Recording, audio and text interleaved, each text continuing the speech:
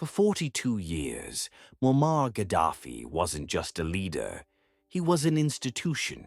He was the self-proclaimed King of Kings of Africa, a man who seemed absolutely untouchable. He ruled Libya with an iron fist, a flamboyant and often bizarre figure on the world stage, surrounded by his all-female Amazonian guard, pitching his Bedouin tent in the capitals of Europe. Gaddafi projected an aura of invincible, eccentric power. Then, almost overnight, it all came crashing down. The King of Kings wasn't found on a throne, but here, hiding in a filthy concrete drainage pipe, a cornered animal, bloodied and terrified. The man who once commanded armies and held nations in his thrall was now at the absolute mercy of a furious mob. How did it come to this? How did one of the world's most formidable and longest-ruling dictators end up begging for his life in a ditch? This is the story of what they did to Gaddafi in the end. To understand the sheer brutality of Gaddafi's end, you first have to understand his 42-year rule. It all started back in 1969, when a charismatic 27-year-old army colonel named Muammar Gaddafi led a bloodless coup against Libya's Western-backed king. Proclaiming a new republic, he promised an era of freedom, socialism, and unity. What he delivered was something else entirely. At first, Gaddafi modeled himself after his hero, Egyptian President Gamal Abdel Nasser, embracing a fiery brand of Arab nationalism. He kicked out Western military bases and deported Libya's entire Italian population. But soon, his ideology morphed into a strange and deeply personal political philosophy, which he laid out in his infamous Green Book.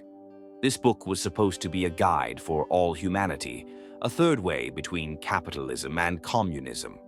In reality, it was a rambling text that became the unquestionable law of the land. Political parties were banned, private businesses were dismantled, and any form of dissent was ruthlessly crushed. Life under Gaddafi became a performance of loyalty. His face was everywhere. He didn't call himself a president or a prime minister. He adopted the title brotherly leader and guide of the revolution. His regime was a cult of personality built on pure fear. Secret police held immense power, and anyone even suspected of disloyalty could disappear without a trace. Torture was systematic, and public executions were used to terrorize the population. On the world stage, Gaddafi was a pariah who sponsored terrorist groups across the globe.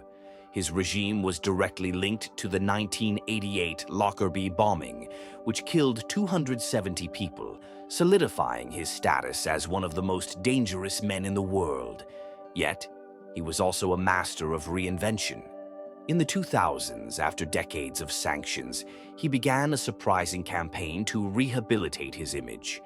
He renounced his nuclear program and paid compensation to the Lockerbie victims' families. Suddenly, Western leaders, eager for Libya's vast oil reserves, seemed willing to welcome the mad dog of the Middle East back into the fold. But for the people of Libya, nothing had really changed. The regime was still a kleptocracy. Gaddafi and his family treated the nation's oil wealth like their personal bank account, living lives of unimaginable luxury while ordinary Libyans faced oppression and neglect. For 42 years, a powder keg of resentment simmered just beneath the surface, waiting for a spark. And in 2011, that spark finally arrived. The fire started in Tunisia, then blazed across Egypt. By early 2011, the Arab Spring was in full bloom, a wave of popular uprisings that toppled one long-entrenched dictator after another. Inspired by these stunning events, the people of Libya dared to hope for the first time in a generation. On February 15, 2011, protests erupted in Libya's second-largest city, Benghazi. The demonstrations were peaceful at first, but the regime's response was swift and savage. Gaddafi's security forces opened fire on the crowds, killing dozens. Instead of extinguishing the protests, the violence poured fuel on the fire. The unrest exploded, spreading like wildfire from city to city. Gaddafi, utterly convinced of his own godlike status, couldn't comprehend that his own people were rising up against him. He appeared on state television and delivered a rambling, unhinged speech that would become his death warrant. He blamed the protests on foreign agents and drug-addled youths. And then he made a chilling promise. He would hunt down the protesters, whom he called cockroaches and rats, inch by inch, room by room, home by home, alleyway by alleyway, person by person. This wasn't a call for calm, it was a declaration of war on his own people. The speech backfired spectacularly. It transformed scattered protests into an organized, armed rebellion. Army units began to defect, and a provisional government, the National Transitional Council, NTC, was formed in Benghazi. Libya plunged into a full-scale civil war. The rebel forces were a ragtag collection of defected soldiers and civilian volunteers, armed with little more than courage and captured weapons. They were no match for Gaddafi's well-equipped army. As Gaddafi's forces advanced on Benghazi, a city of nearly 1 million people, it seemed a massacre was imminent. The world watched in horror, faced with a terrible choice: stand by and watch the slaughter, or intervene in a sovereign nation's bloody civil war. As Gaddafi's tanks rolled towards Benghazi, the international community was forced to act. On March 17, 2011, the UN Security Council passed Resolution 1973, authorizing all necessary measures to protect civilians in Libya. It was a green light for military intervention. 2 days later, the air campaign began. French, British, and American warplanes and missiles struck Gaddafi's forces, halting their advance on Benghazi in its tracks. Command of the operation was soon handed to NATO. For the next 7 months, NATO flew over 26,000 sorties, systematically dismantling Gaddafi's military machine. The intervention, which involved no foreign ground troops, was decisive. It leveled the playing field for the outgunned rebel fighters on the ground. Emboldened by the air support, rebel forces pushed westward. The war was brutal, with fierce fighting for key cities like Misrata, which endured a devastating siege. But the momentum had shifted.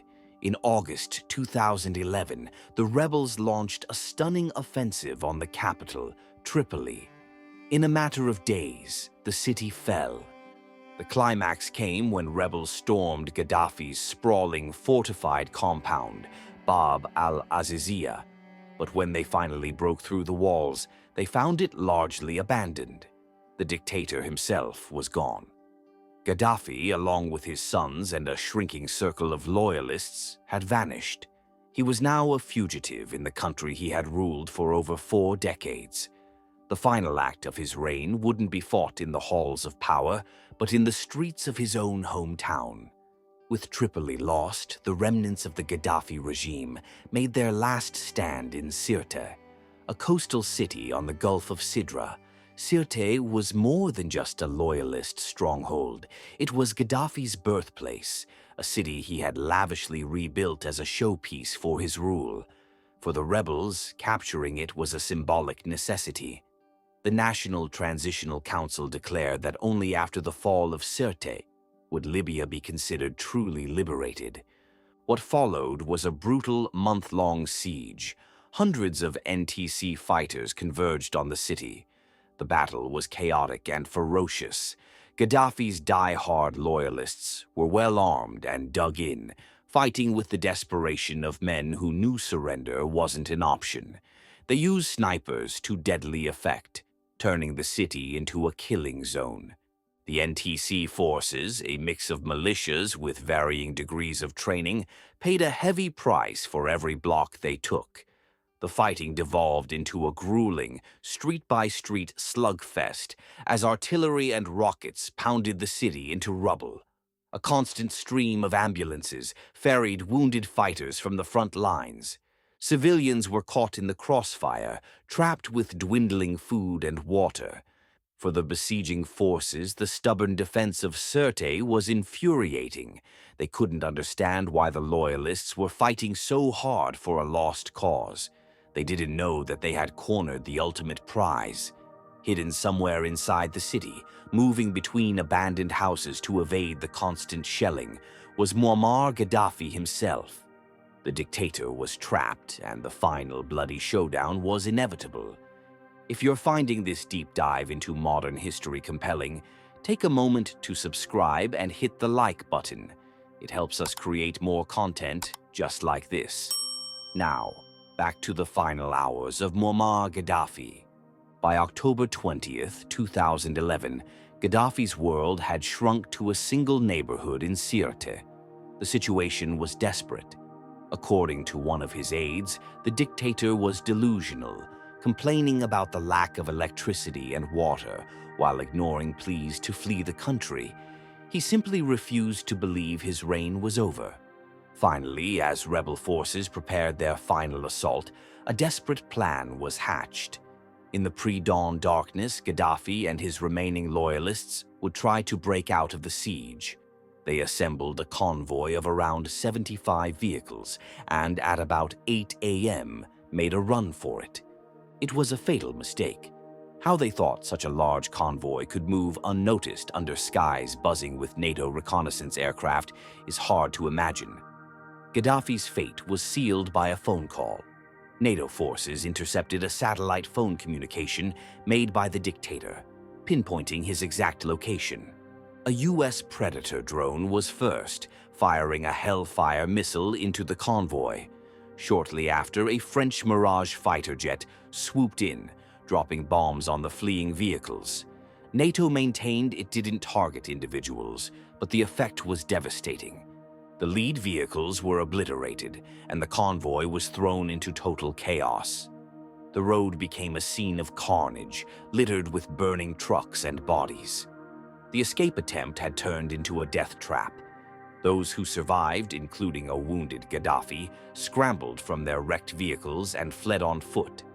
They sought refuge in a nearby villa, but as rebel fighters closed in, they were forced to flee again, making a final, desperate dash for cover. Their last refuge would be two large, foul-smelling drainage pipes. Cornered and terrified, Muammar Gaddafi scrambled into the filth of a concrete drainage pipe. Shrapnel, possibly from a grenade thrown by one of his own guards, had already wounded him. He was no longer the king of kings. He was a hunted animal run to ground.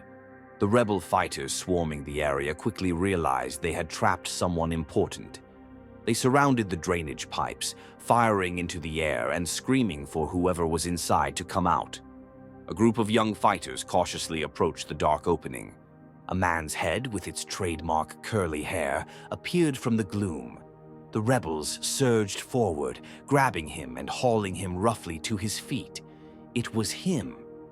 In that moment, 42 years of pent-up rage exploded. The scene, captured on dozens of shaky mobile phone videos, descended into pure mayhem. The fighters, many from the city of Misrata, which had been brutalized by Gaddafi's forces, were ecstatic. They screamed, "Allahu Akbar! God is great!" as they swarmed the dazed and bleeding dictator. Gaddafi, seemingly bewildered by the fury directed at him, looked at his captors. His final words were reportedly a plea, a question dripping with the profound narcissism that had defined his life. "What did I do to you?" He received no answer. The mob wasn't interested in dialogue. They wanted revenge. A fighter brandished a golden pistol, allegedly taken from Gaddafi himself. The dictator was alive, but his trial was already underway, and the verdict had been decided long ago. What followed was not justice, but a brutal, public lynching. The capture of Gaddafi wasn't an arrest. It was the beginning of a final, torturous ordeal. The men who had him were not soldiers following orders. They were a furious mob exacting vengeance. What the world saw in the grainy cell phone footage was the complete breakdown of law and humanity. Gaddafi was immediately set upon. He was pummeled with fists and kicks. One video appears to show a fighter viciously stabbing him in the buttocks with a bayonet. He was manhandled, his hair pulled, his clothes torn. He was hoisted onto the hood of a pickup truck, a human trophy to be paraded around. But in the chaos, he fell off, hitting the pavement. Throughout the ordeal, he appeared dazed and bleeding profusely, but he was still alive. The fighters screamed at him, cursed him, and held him up for their cameras. This was the ultimate humiliation for the man who had demanded absolute obedience for 4 decades. He was now a plaything for the rats he had vowed to exterminate. Eventually, the battered dictator, now half-naked and barely conscious, was loaded into an ambulance for the 2-hour drive to Misrata. The official story from the NTC would later claim that Gaddafi died in a crossfire en route to the hospital. But the video evidence tells a different story. It strongly suggests he was executed after his capture. By the time the ambulance arrived in Misrata, Muammar Gaddafi, the brotherly leader and guide of the revolution, was lifeless. Whether from the brutal beating, his existing wounds, or a final summary bullet, his 42-year reign of terror had ended in a storm of bloody personal violence. The end of Gaddafi's life was as bizarre and gruesome as his rule. His body wasn't given a quiet burial. Instead, it was taken to a commercial meat locker in a shopping center in Misrata. Along with the body of his son, Mutassim, who was also captured alive and then killed, Gaddafi was put on public display. For 4 days, the doors of the freezer were opened. Thousands of Libyans lined up for hours to see for themselves that the dictator was truly dead. They filed past the bodies, staring, jeering, and taking photos with their cell phones. It was a macabre tourist attraction, a final public desecration that showed the depth of hatred he had inspired. But the violence of October 20th wasn't just reserved for Gaddafi. In the days that followed, a darker act of retribution took place. Human Rights Watch investigators later discovered the bodies of at least 66 captured members of Gaddafi's convoy at a nearby hotel. Many had their hands bound behind their backs. The evidence strongly indicated they had been summarily executed after being captured. It was a massacre, a war crime carried out in the name of revolution. After 4 days on display, Gaddafi's decomposing body was taken from the meat locker. Under the cover of darkness, he and his son were driven to a secret, unmarked location deep in the Libyan desert and buried. The new government feared that a known grave would become a shrine for his loyalists. The King of Kings simply vanished into the sands. The death of Muammar Gaddafi was met with wild celebration across Libya. The interim prime minister declared the country liberated, promising a new democratic future.